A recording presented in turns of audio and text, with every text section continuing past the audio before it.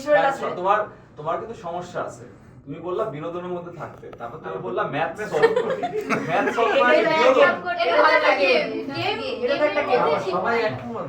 এটা হচ্ছে new version, আমরা যে নতুন প্রজন্ম, এটা হচ্ছে নতুন version। আমি বাসায় গেলে কিন্তু সবসময় পড়ালেখার মধ্যে থাকি না। কিছু কিছু স্টুডেন্ট সারা রাত দিন ধরে পড়ে। আমার কাছে মনে হয় তুমি যদি সকালবেলা উঠে ফজরের নামাজ পড়ে ভোরে ঘুম থেকে উঠে যদি পড়া শুরু করো, তোমার যে 2 ঘন্টা তুমি পড়বা, তুমি রাতে যদি সেটা 4 বা 5 ঘন্টাও পড়ো, সেই 2 ঘন্টার সমান তোমার পড়া হবে না। আমার কাছে যেটা মনে হয়, আমি যেমন করে পড়ি তোমাদের সবাইকে শেয়ার করতে যাচ্ছি, যেহেতু আমাদের আইমান সাদিক স্যার যেটা বলেন আমাকে বলতে, আমি শেয়ার করতে চাই। তোমরা সকালবেলা ঘুম থেকে উঠে অবশ্যই পড়বা। 2 ঘন্টা পড়লেও কিন্তু এটা লাভ হবে। আমি কিন্তু বাসায় 2 ঘন্টা পড়ি, আমাকে তো জিজ্ঞাসা করা হয়। আমি কিন্তু সর্বদা বাসার মতো সবসময় পড়ি না। ধন্যবাদ। তোমার মা আসছে? আমার বাবা এসেছে।